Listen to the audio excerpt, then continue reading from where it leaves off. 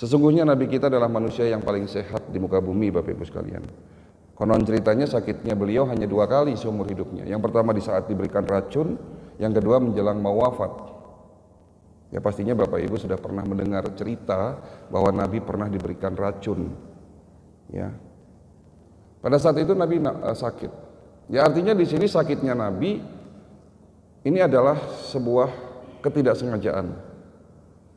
Ya. Dan beliau bukan diberikan gratis sehat, tetapi banyak ikhtiar dalam rangka menjaga kesehatannya. Tujuan ikhtiarnya agar dicontoh, menjadi contoh buat para sahabat dan seluruh kaum muslimin sampai akhir zaman. Ya kita tahu bahwa Indonesia hari ini menduduki peringkat ke-6, tadi saya sudah sampaikan di awal. Menduduki peringkat ke-6 sebagai penderita penyakit diabetes mellitus dan jantung koroner sebagai pembunuh nomor 1 di Indonesia. Setiap hari rumah sakit ramai Pak, karena penyakit tersebut. 3 tahun yang lalu saya survei di rumah sakit Darmais, rumah sakit kanker terbesar di Indonesia.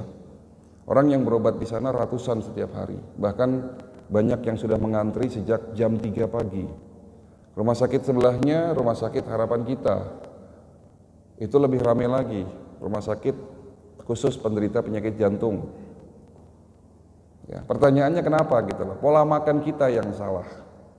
Ini sudah diceritakan dalam salah satu hadis di mana Rasulullah mengatakan kami adalah kaum yang sehat karena kami di sini makan di saat lapar, berhenti makan sebelum kenyang. Ini adalah petunjuk buat kita Bapak Ibu sekalian. You are what you eat. Dirimu adalah apa yang kita makan.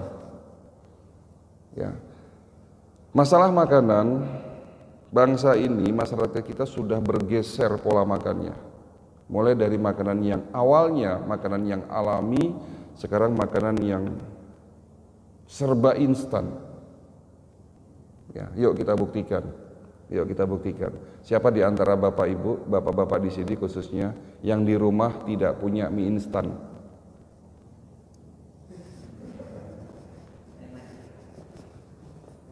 Siapa yang di rumah yang tidak punya mie instan? Semua punya. Pertanyaan kedua, siapa di antara Bapak Ibu yang di rumah punya minimal 3 jenis buah? Minimal 3 jenis buah.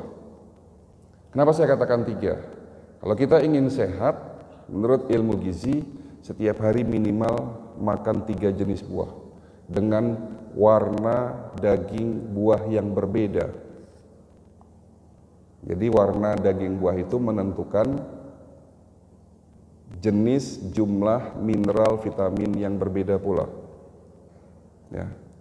Ada yang punya minimal 3 jenis buah. Oke, pertanyaan terakhir. Siapa di antara bapak-bapak yang dalam waktu 1 minggu tidak makan tepung yang digoreng? Bapak Ibu sekalian, bukan daging yang menyebabkan kolesterol naik. Ini mitos.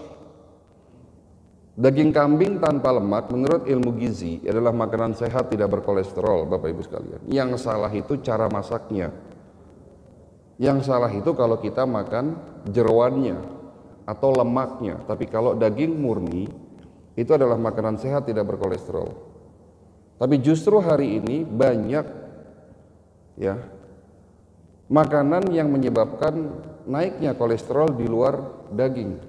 Dan ini lebih berbahaya daripada daging. Kenapa? Kalau daging kambing adalah lemak jenuh, Pak. Ya, kita tahu bahwa lemak jenuh adalah lemak yang kurang baik. Kalau lemak tidak jenuh itu ada di ikan, terutama ikan laut. Sesungguhnya kolesterol itu banyak manfaatnya, Pak. Manfaat kolesterol 1 sebagai pelumas, pembuluh darah, jadi kayak oli kalau mobil. Manfaat kedua, dia sebagai pelumas di sendi. Bahan dasar pembentuk cairan sendi, melumasi. Oli. Terus kolesterol juga berfungsi sebagai pembentuk antibodi. Kolesterol mempertahankan pembuluh darah kita supaya tidak rapuh. Ya, kolesterol ada di setiap saraf yang mempertahankan sistem saraf tubuh kita. Banyak sekali manfaat kolesterol. Tetapi perlu diperhatikan di sini, bukan kolesterol yang menyebabkan sumbatan, tetapi adalah lemak kolesterol yang teroksidasi, Bapak Ibu sekalian. Jadi kalau kolesterol itu tidak teroksidasi, Kolesterol ini tidak akan menyebabkan kerusakan. Tetapi jika kolesterol ini teroksidasi, kolesterol ini akan mengeras, membentuk yang namanya radikal bebas. Ya. Dan kolesterol yang mudah teroksidasi adalah kolesterol yang hari ini disukai oleh bangsa kita.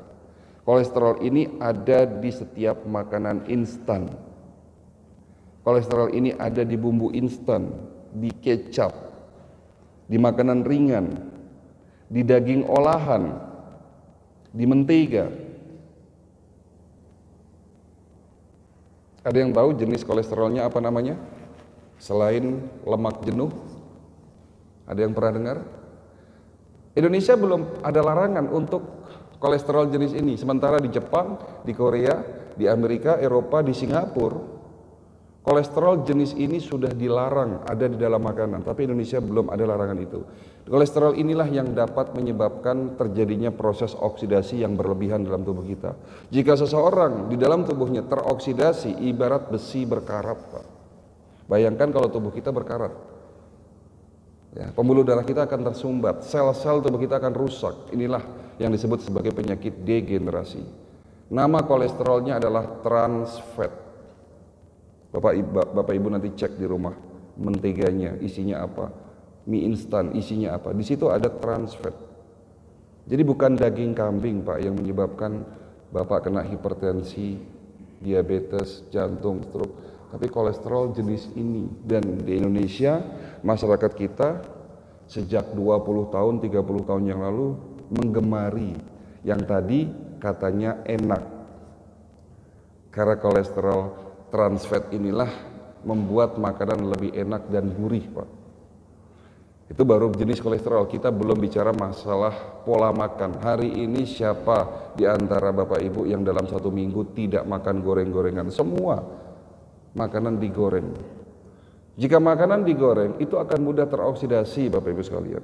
Makanan yang awalnya sehat seperti daging, seperti sayur, ya, itu jika digoreng berlebihan itu akan memudahkan terjadinya proses oksidasi. Jadi kembali lagi, sepakat hari ini jika ada pertanyaan apa yang menyebabkan penyakit diabetes, jantung, stroke, dan penyakit degeneratif lainnya adalah radikal bebas. Dan radikal bebas adalah sebuah senyawa molekul yang terbentuk akibat berlebihnya proses oksidasi. Sesungguhnya Allah Subhanahu wa taala sudah menyiapkan penawarnya. Konsep holistik adalah self healing, mengobati dirinya sendiri. Jadikan tubuhmu menjadi dokter terbaik untuk dirimu. Insya Allah konsep self healing inilah yang bisa menyembuhkan semua penyakit kita, Bapak Ibu sekalian. Allah sudah menciptakan penawarnya, penawar dari radikal bebas, penawar dari proses oksidasi. Apa namanya? Antioksidan. Pernah dengar?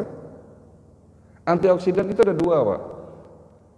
Yang ada di sekitar kita, banyak di buah-buahan, termasuk yang paling tinggi kadar antioksidannya adalah buah blueberry, strawberry, buah naga, buah kiwi. Itu tinggi antioksidannya. Tetapi tubuh kita sudah dibekali antioksidan internal, namanya glutat dan superoksid dismutase. Di saat usia di atas 40 tahun, produksi antioksidan sudah mulai menurun. Disitulah terjadinya proses oksidasi. Karena tidak ada yang menetralisir, oksidasi inilah yang mengakibatkan terbentuknya radikal bebas. Teori ini sekarang dikembangkan di Eropa, di Amerika. Oleh karena itu di sana banyak obat-obat herbal dengan basis alami berlomba-lomba meningkatkan produksi antioksidan internal dalam tubuh kita. Jadi kalau Bapak ingin sehat, satu hal yang perlu diperhatikan, pertahankan produksi antioksidan. Bagaimana caranya? Inilah butuhnya teknologi. Pengobatan holistik tidak menggantikan ilmu pengobatan medis, tetapi melengkapi yang tidak ada di medis dan yang tidak ada di tradisional. Kita ada di tengah-tengah, tetapi didukung dengan teknologi.